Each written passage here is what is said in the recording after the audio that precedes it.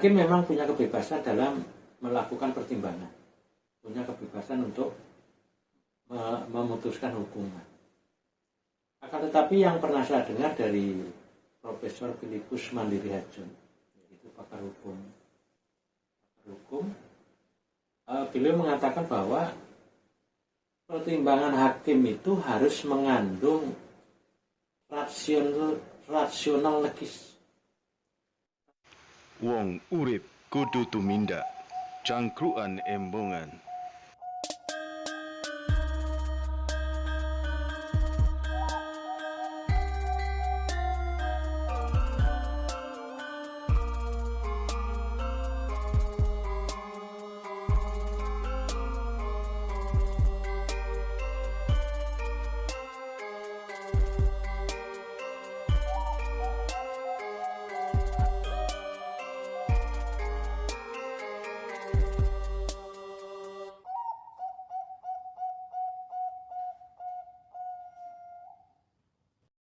Ketemu lagi di Cangkruan Embongan. Mbak Tarjo, gimana? Ya, Sehat? Alhamdulillah sehat. Beberapa waktu yang lalu tertangkap ada seorang wanita jaksa menerima uang yang cukup fantastis dan dia sudah divonis di tingkat pertama dan kemudian di tingkat kedua dia justru mengalami penurunan atau pengurangan vonis sampai 60%. Nah, ini jikalau kita melihat di waktu yang sebelumnya, ada seorang wanita pula, seorang DPR, yang juga telah tertangkap menerima uang dengan nilai fantastis, tapi ketika dia divonis di tingkat pertama, 2, dan 3, dia mengalami ada peningkatan, diberatkan. Nah, ini menarik, Mbak Tarjo. Ya. Bagaimana menurut Mbak Tarjo terhadap yang sekarang ini lagi heboh mengenai jaksa ini? Jadi sepintas dari pertanyaan yang Kak Abang sampaikan tadi adalah bagaimana dengan adanya perbedaan kondisi kalau yang satunya itu ditambahin hukumannya, Iya. tapi yang satunya justru malah didiskon. Betul. Gitu ya. Baik. Jadi mari kita urai satu persatu supaya kita bisa ada pencerahan gitu ya. Siap, Mbak. Ya, jadi untuk melihat peristiwa hukum, Iya. itu harus dilihat case by case, kasus per kasus. Setiap orang itu penanganannya beda-beda. Iya. Artinya ketika sama-sama mencuri semangka, Iya. mungkin hakimnya itu sama, tapi pencurinya itu beda, perkaranya beda, maka putusannya bisa jadi beda. Itu namanya disparitas atau perbedaan. Kenapa kok nggak sama? Ya, itu berbeda. Kenapa berbeda? Itu ada alasan-alasan kenapa berbeda. Ya. Nah, secara umum yang namanya terdakwa atau tersangka itu kan ada namanya alasan-alasan mengapa sampai dipidana atau ditersangkakan, itu karena terpenuhi alasan objektif dan subjektif. Kan gitu ya secara umum ya. Objektifnya apa? Contohnya ya mencuri, itu kan objektifnya kan mencuri. Subjektifnya bagaimana? Ternyata subjektifnya itu berkait dengan orang itu apakah sengaja atau tidak sengaja, atau mungkin terpaksa, atau membela diri, atau mungkin menjadi korban. Ini kondisinya kan beda-beda. Nah, belum lagi kalau di pengadilan nanti hakim juga melihat dari proses di persidangan. Iya. Ternyata hakim punya subjektivitas atau keyakinan hakim. Memang nampaknya jaksa tidak bisa membuktikan, tapi dari pengamatan hakim dan yang dirasakan ada hal yang terbukti. Maka hakim punya kebebasan untuk melakukan putusan sesuai versinya. Nah, itu yang bisa jadi setiap orang itu berbeda. Jaksanya berbeda, orangnya berbeda, meskipun hakimnya sama. Nah, itu ada pertimbangan-pertimbangan yang berbeda. Nah, untuk mencari tahu pertimbangan itu sebetulnya bagaimana, sebetulnya di dalam putusan hakim itu pasti tertulis pertimbangan. Jadi mengapa orang dihukum itu kan ada pertimbangan. Ya. Pertimbangan oleh karena begini, oleh karena terbukti begini. Ya. Jadi ada pertimbangan. Sehingga ketika kita itu tidak membaca betul dan mengetahui dari isi putusan itu, pada dasarnya kita juga tidak paham apa pertimbangan hakim itu. Nah setelah itu ketika kita membandingkan dari satu dengan satu tadi, nah itulah itu nanti peran hakim itu yang menimbulkan terjadi perbedaan. Karena hakim punya pertimbangan yang khusus yang berbeda dengan perkara yang lain.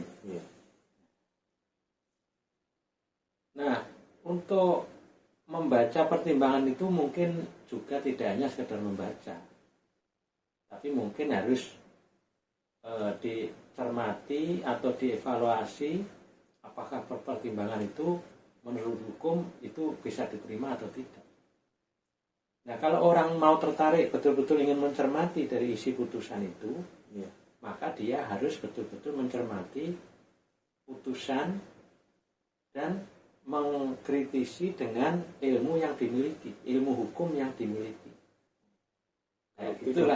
Kalau tidak punya, Pak. Nah, kalau tidak punya alat untuk mengkritisi apa? Untuk memperbandingkan apa?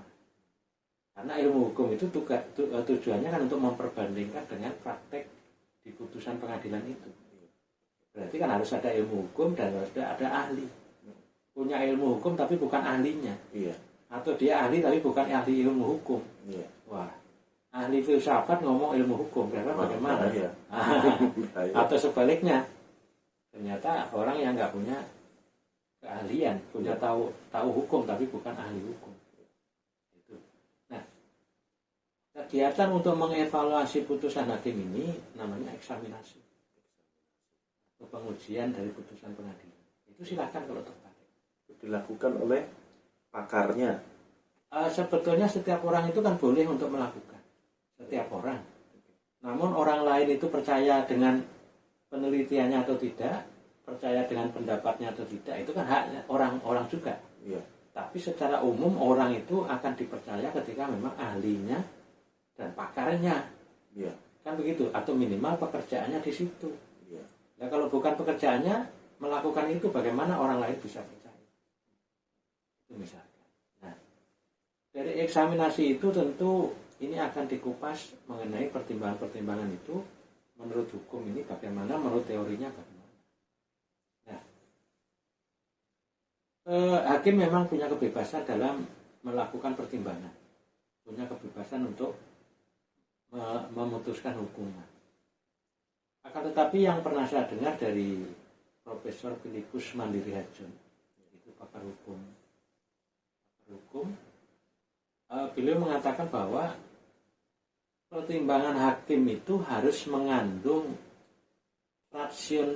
rasional legis, rasional hukum. Jadi harus mempunyai rasional, itu pun rasional hukum, harus masuk akal secara hukum bagi orang hukum. Nah tentu nanti orang hukum yang bisa mencermati bahwa ini ada kebenaran menurut hukum, rasional menurut hukum. Orang hukum akan menerima seperti itu. Ini harus bisa ditelusuri.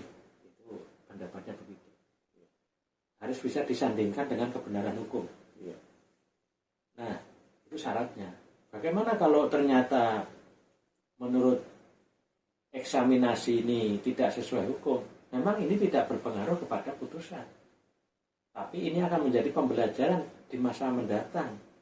Atau mungkin putusan ini tingkatnya masih tingkat banding dan masih memungkinkan untuk kasasi. Bisa saja eksaminasinya akan mempengaruhi pertimbangan hakim di tingkat Mahkamah Agung, kan bisa juga. Mungkin eksaminasi ini dikirimkan ke Mahkamah Agung atau melalui opini atau melalui mass media. Itu banyak lorong lah di dalam demokrasi ini, kan banyak lorong. Nah,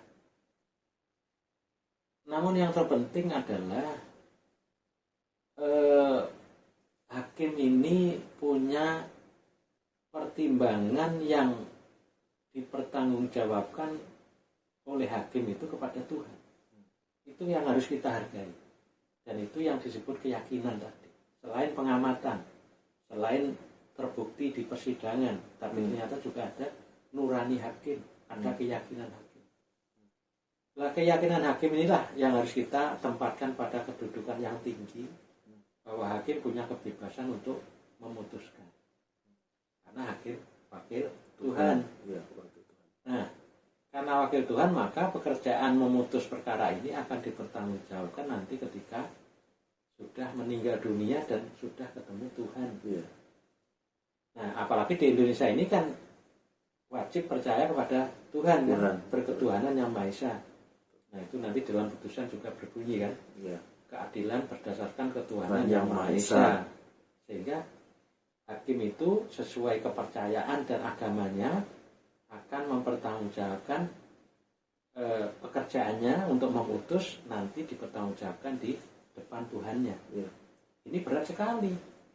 Sehingga ketika orang itu tidak menerima keadilan di dunia, katakanlah yang bersangkutan tadi ada banding, ada kasasi, ternyata menemukan keadilan, yaitu keadilan. Menurut masyarakat mungkin itu nggak adil. Nah itu. Tapi bagi yang bersangkutan maupun masyarakat harus menerima keadilan, bahwa putusan pengadilan itulah keadilan. Mungkin tidak adil. Ketidakadilan itu pada dasarnya ya itulah keadilan di dunia. Nah, kalau merasa tidak yakin dengan keputusan hakim, maka setelah banding, kasasi, PK dan sudah tidak ada upaya hukum lagi, maka harus menerima dengan baik bahwa itu semua adalah takdir, sudah kehendak Tuhan, bahwa apakah itu nanti baik bagi kita atau tidak, maka Tuhan yang lebih tahu. Apakah putusan hakim itu adil atau tidak adil menurut Tuhan, ya Tuhan sendiri yang tahu. Tapi kita harus menerima bahwa keadilan itu ya putusan hakim itu adil. Ketika ini kok nggak sama, ya kan? Nah, tidak sama itu kan banyak faktor. Misalkan ternyata ada hal-hal yang menurut hakim itu meringankan, ada hal-hal yang memberatkan. Yang dimaksud meringankan misalkan mengakui kesalahannya, mengisapi, berjanji tidak mengulangi lagi, kerugian uang ternyata sudah dikembalikan kepada negara, dan orang itu ternyata masih punya anak kecil yang masih perlu dipelihara. Nah, ini kan tergantung hakim memandang apa yang dimaksud meringankan. Nah, ada lagi kebenaran-kebenaran yang didapatkan dari pemeriksaan itu ya. Dari pemeriksaan itu hakim akan mempertimbangkan. Setelah itu ada hal-hal yang memberatkan, misalkan apa? Ternyata berbelit-belit melakukan pencucian uang atau menyimpan uang di orang lain yang supaya tidak diketahui, atau keaktifan untuk mengakui atau tidak pidana itu dia. Nah, atau dia ternyata memang menjadi pelaku utama atau sutradaranya, atau dia ikut serta, atau dia yang memprovokasi. Ini kan hal-hal yang hakim bisa menimbang, yang akhirnya bisa membedakan peristiwa satu dengan peristiwa yang lain. Sehingga jangan sampai kita itu dengan mudahnya mengatakan hakim itu tidak adil, salah. Apapun putusan hakim itu adil. Karena sebagai wakil Tuhan. Karena wakil Tuhan. Kalau toh di tingkat pertama tidak menerima, ada banding dan sampai kasasi. Tapi kalau tingkat pertama sudah menerima, ya sudah, itu namanya adil. Adil itu adalah sesuatu yang proporsional. Orang bersalah dihukum adil, hukumannya sekian, adil. Sudah, begitu aja. Kalau masih belum merasa adil, lakukan upaya hukum kalau masih ada.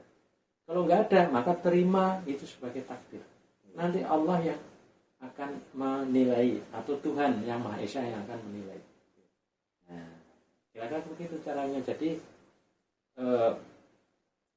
ketika ini ada perbedaan dan kita merasa kaget, tidak ada masalah, wajar.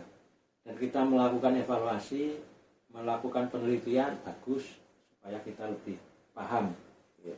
Namun ketika kita itu tidak punya kemampuan untuk menilai, apalagi membaca saja putusan kita nggak bisa membaca juga nggak tahu yang dibaca itu barangnya di mana, membacanya kayak apa juga nggak tahu, maka kita jangan mudah percaya kepada omongan orang yang tidak bertanggung jawab. Ya.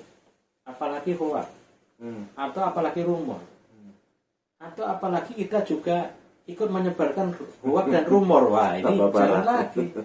Yang Ya. dihukum aja menerima dengan baik, malah kita yang tidak apa-apa ikut-ikutan membuat kesalahan. Baik. Nah, ini yang harus ada. Ya, jadi inti yang kita dapat dari pembicaraan kali ini bahwa kita harus percaya hakim adalah wakil dari Tuhan, dan kemudian apa yang sudah dilakukan di dalam persidangan itu adalah bertujuan untuk menemukan kebenaran, dan sehingga keadilan itu memang berdasarkan atas kebenaran yang didapat, yang kemudian tercetus dalam keyakinan hakim. Dan itu pun harus kita hormati, karena semua orang harus menghormati apa yang menjadi tugasnya, dan kita sebagai warga harus berpositif thinking, dan jangan sampai kita tergesa untuk melakukan suatu kesimpulan sebelum kita benar-benar mengetahui dari apa yang sudah menjadi keahliannya, yaitu pakar-pakar yang mungkin dalam media bisa berkomentar dalam hal ini. Gitu ya Mbak ya? Oke. Sampai jumpa lagi di kesempatan selanjutnya. Sampai jumpa lagi di episode selanjutnya.